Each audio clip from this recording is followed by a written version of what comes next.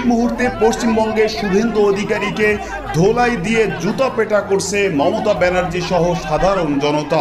ভারতের পশ্চিমবঙ্গে কলকাতা দমদম বিমানবন্দরের রানওয়ে লাগোয়া ঐতিহাসিক গৌরীপুর জামে মসজিদে নামাজ বন্ধ করাকে কেন্দ্র করে চরম উত্তেজনা ছড়িয়েছে।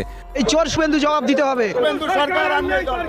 এগুলো চলতে পারে না, এগুলো চলবেও না। এই স্বৈরাচার ধ্বংস হবে, ভারতবর্ষের মানুষ বুঝিয়ে দেবে যে স্বৈরাচারী ধ্বংস কিভাবে হয়। বিজেপি একনায়কতন্ত্র শাসন কায়েম করার চেষ্টা করছে। কখনো ভাবতে পারিনি পরিবর্তন করে আজ আমাদের পেটে লাথি মারছে। বিজেপিরা ভোট দিয়ে তাহলে আমরা কি করলাম? বিজেপি আমাদের কি করলো? বিজেপির কোনোদিন ভালো হবে না, আর 5 বছর থাকবে বিজেপি, আর তারপর আর ভোট পাবে না। মুখ্যমন্ত্রী শুভেন্দু অধিকারী মহাশয়, আপনি মুখ্যমন্ত্রিত্ব ছেড়ে দিন। গন্ডা মুখ্যমন্ত্রী মুখ্যমন্ত্রী নয়, মূর্খমন্ত্রী, গুন্ডা মন্ত্রী। তার নাম কি? শুভেন্দু অধিকারী। এই বিমানবন্দরের এই মসজিদের জন্য এই বিমানবন্দরের কোনো অসুবিধা হয়নি। ক্ষমতার বড়াই দিকে মসজিদ ভাঙবেন না, ক্ষমতার বড়াই দিকে মসজিদের অস্তিত্ব লোপাট করবেন না। সরকারি সম্পত্তির উপরে এত মন্দির, এই দেশের জনগণকে খালি গাধা বানানো নাকি, আর কিচ্ছু নেই। সারদা কাণ্ডে টাকা নিয়ে আবার মুখ্যমন্ত্রী হয়েছে ভারতবর্ষের বুকে, যে চুরি করে মুখ্যমন্ত্রী হয়েছে, মানে টাকা নিয়ে 5 লাখ টাকা ঘুরে নিয়ে আবার মুখ্যমন্ত্রী হয়েছে। বাড়ি থেকে ঢুকে মারবো না, বাড়ি থেকে ট্রেনে চোরাস্তায় মারবো। বাড়ি থেকে ঢুকে মারবো না, বাড়ি থেকে ট্রেনে চোরাস্তায় মারবো। আর এটা কালকে হেডলাইন করো না, যে বেটা। আসসালামু আলাইকুম দর্শক, আশা করি সবাই ভালো আছেন। দর্শক আলহামদুলিল্লাহ, আপনাদের দোয়া এবং ভালোবাসা আমিও ভালো আছি। দর্শক আপনাদের মাঝে এমন একটি গুরুত্বপূর্ণ ভিডিও নিয়ে হাজির হয়েছে, যে ভিডিওটা দেখলে আপনারা রীতিরকম অবাক হতে বাধ্য হবেন। পুরো নেট দুনিয়া তোলপাড় সৃষ্টি করে দিয়েছেন। শুভেন্দু অধিকারীকে নিয়ে যে পুরো দেশে তোলপাড় সৃষ্টি করেছেন এবং তাকে যে মারধরটা করেছেন, সেই মারধর ভয়ঙ্করভাবে তাকে পিটানো হয়েছে এবং সেই পিটানো আরও তার বাঁচার সম্ভাবনা খুবই কম। দর্শক সেই ভিডিওটি এখন আপনারা তুলে ধরবো। ভিডিওটা গুরুত্বপূর্ণ, না টেনে সম্পূর্ণ ভিডিও দেখতে থাকুন। কলকাতা দমদম বিমানবন্দরের রানওয়ে লাগোয়া ঐতিহাসিক গৌরীপুর জামে মসজিদে নামাজ বন্ধ করাকে কেন্দ্র করে চরম উত্তেজনা ছড়িয়েছে। শুক্রবার মসজিদটিতে জুম্মার নামাজ আদায়ের জন্য মুসলিম ধর্মাবলম্বীদের পথে নামার ডাক দিয়েছিলেন রাজ্যের সাবেক মন্ত্রী সিদ্দিকুল্লাহ চৌধুরী। তবে পুলিশি বাধায় নামাজ পড়তে পারেননি মুসল্লিরা। পুরো এলাকায় জারি করা হয় 163 ধারা, যা পূর্বে 144 ধারা নামে পরিচিত ছিল। তাফসির ফিজার report. Lily whip chia mystic glowing body wash, secret to ultimate glow.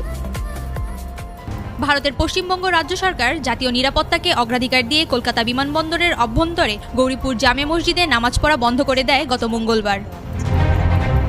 সে সময় মুখ্যমন্ত্রী শুভেন্দু অধিকারী জানান, মসজিদটির কারণে রানওয়ের সম্প্রসারণের কাজ দীর্ঘদিন ধরে আটকে রয়েছে এবং এটি বিমানের ওঠানামার ক্ষেত্রেও বড় নিরাপত্তা ঝুঁকি তৈরি করেছে।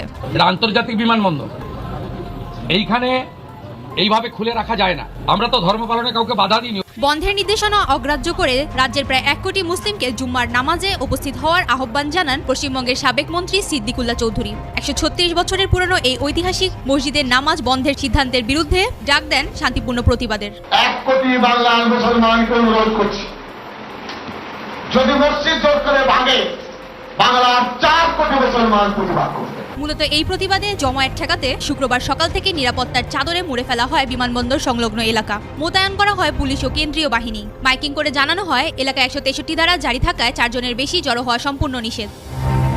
দমদম বিমানবন্দরের দ্বিতীয় রানওয়ে থেকে এই মসজিদের দূরত্ব মাত্র 165 মিটার। তবে আন্তর্জাতিক বিমান চলাচল সুরক্ষা বিধি অনুযায়ী রানওয়ে থেকে যে কোনো কাঠামোর ন্যূনতম দূরত্ব 240 মিটার হতে হবে। এছাড়া পশ্চিমবঙ্গ সরকার জানায়, বিমানবন্দরের ভেতরে নামাজ পড়তে আসা ব্যক্তিদের কাছে কোনো বৈধ পাস থাকে না, যা অত্যন্ত ঝুঁকিপূর্ণ।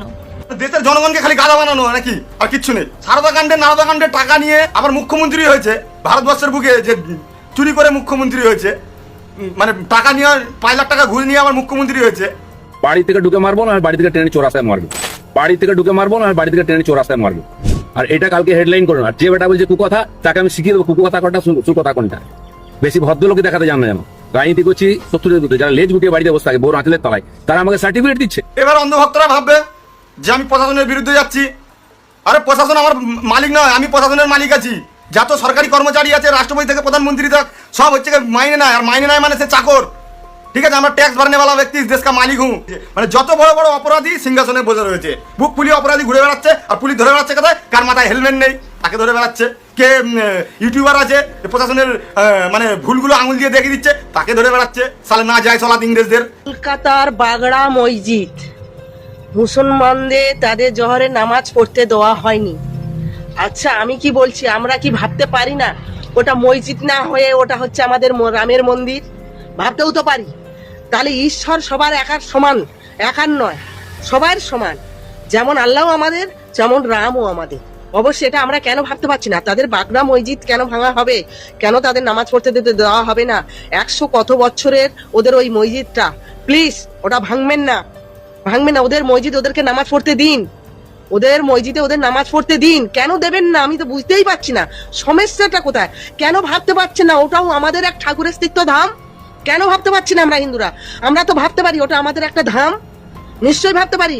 মুসলিম বলে জাত হয় না, হিন্দু বলে জাত হয় না, জাত হয় নারী পুরুষের। তাহলে কেন ভাবতে পারছি না ওই যে বাগড়া মসজিদটা আমাদের হিন্দুস্থান? আমরা কেন ভাবতে পারছি না? আমরা সবাই কেন একতা হয়ে ভাবতে পারছি না? আমরা কেন সেই মসজিদটা ভাঙবো? পুরীর ধাম যেমন আমাদের ধাম, ওই বাগড়া মসজিদটাও আমাদের ধাম। ভাবুন ওটা, ওটা আমাদেরও গুনাহ হবে, আমাদেরও পাপ হবে ভাঙলে। এই চোর শুভেন্দু জবাব দিতে হবে। এগুলো চলতে পারে না, এগুলো চলবেও না। এই স্বৈরাচার ধ্বংস হবে, ভারতবর্ষের মানুষ বুঝিয়ে দেবে যে স্বৈরাচারীর ধ্বংস কিভাবে হয়। বিজেপি একনায়কতন্ত্র শাসন কায়েম করার চেষ্টা করছে। কখনো ভাবতে পারিনি পরিবর্তন করে আজ আমাদের পেটে লাথি মারছে। বিজেপিকে ভোট দিয়ে তাহলে আমরা কি করলাম? বিজেপি আমাদের কি করলো? বিজেপির কোনোদিনও ভালো হবে না, আর 5 বছর থাকবে বিজেপি, আর তারপর আর ভোট পাবে না। সাধারণ মানুষ আজকে বুঝতে পারছে ভয়ানক ভুল হয়ে গেছে, বিজেপিকে ভোট দিয়ে পরিবর্তন করে নিয়ে এসছে। চোর শুভেন্দু জবাব দিতে হবে। চোর শুভেন্দু জবাব দিতে হবে, এভাবেই প্রকাশ্যে শুভেন্দুকে চোর বলছে ভারতের নাগরিকরা। দর্শক, ভারতের নাগরিকদের সাথে আপনারা কারা কারা একমত? শুভেন্দু কি চোর নাকি ভালো মানুষ? আপনাদের মতামত অবশ্যই কমেন্ট করবেন। এদিকে ভারতের হিন্দু নাগরিকরা বলছে বিজেপি আর কখনোই ভারতের ক্ষমতায় আসতে পারবে না, হিন্দুরা আর কখনো বিজেপিকে ভোট দিবে না। বিজেপিকে ভোট দিয়ে তাহলে আমরা কি করলাম? বিজেপি আমাদের কি করলো? বিজেপির কোনোদিনও ভালো হবে না, আর 5 বছর থাকবে বিজেপি, আর তারপর আর ভোট পাবে না। ভোট আর কেউ দেবে না ওদের। আমি নিজেই আনন্দ করেছি, বিজেপি যে জিতে গেছে আমি নিজেই আনন্দ করেছি। বিজেপির হয়ে আমি আবির মাখলাম, নাচানাচি করলাম, সেই বিজেপি আমরা বাস দিয়ে খাড়া করে দিল, শুভেন্দু আমরা বাস দিয়ে খাড়া করে দিল। আমাদের আর কিছু বলার নেই, আমাদের কান্না করতে করতে আমাদের চোখের জল শুকিয়ে গেছে। বিজেপিকে ভোট দিয়ে এখন বিজেপির ভোটাররাই বলছে তারা আর বিজেপিকে ভোট দিবে না, 5 বছর পর বিজেপি আর ক্ষমতায় আসতে পারবে না। তবে রাজনৈতিক বিশ্লেষকরা বলছে বিজেপি একবার ক্ষমতা গ্রহণ করে নিলে বিরোধী রাজনৈতিক দলগুলোকে দমন করে বিজেপি নিজের শক্ত ঘাঁটি তৈরি করে নেয়, তখন জনগণের ভোট ছাড়াই বিজেপি ক্ষমতা আঁকড়ে ধরে বসে থাকে। ভারতের রাজনৈতিক বিশ্লেষকরা বলছে বিজেপি ভারতের বিরোধী রাজনৈতিক দলগুলোকে দুর্বল করে ভারতে একনায়কতন্ত্র শাসন ব্যবস্থা চালু করার চেষ্টা করছে। বিজেপি একনায়কতন্ত্র শাসন কায়েম করার চেষ্টা করছে। এটা সমস্ত বিরোধী দলের যারা গণতন্ত্রের উপর বিশ্বাস করে। আসসালামু আলাইকুম দর্শক, আপনারা তো সম্পূর্ণ ভিডিওটা দেখলেন। দর্শক, ভিডিওটা কেমন লেগেছে? ভিডিওর সম্বন্ধে অবশ্যই আপনাদের মহামূল্যবান মতামত কমেন্ট বক্সে জানাবেন। এমনকি এই ভিডিওতে যে চাঞ্চল্যকর তথ্যগুলো রয়েছে, তথ্যগুলো অত্যন্ত গুরুত্বপূর্ণ ছিল, যা আপনারা তুলে ধরেছি। ভিডিওটি ভালো লাগলে লাইক কমেন্ট শেয়ার করবেন এবং চ্যানেল নতুন হলে অবশ্যই চ্যানেলটা সাবস্ক্রাইব করে দিয়ে পাশে থাকা বেল বাটনটি অন করে দেবেন যেন পরবর্তী ভিডিওগুলো সবার আগে আপনারা দেখতে পারেন। শুভেন্দু অধিকারী যে তার এই যে ভারতের ছাত্র আন্দোলন এবং জনতা আন্দোলন, সেই আন্দোলনের মাঝে তাকে গণপিটুনি দেওয়া হয় এবং তাকে পদত্যাগ করার জোর দাবিতে তাকে এমনভাবে পিটানো হয়েছে যে তাকে বাঁচানো সম্ভব বলে মনে হচ্ছে না, এরকমভাবে তাকে পিটানো হয়েছে।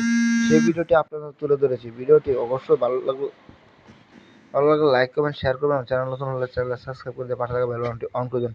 পরবর্তীর জন্য অপেক্ষা করুন।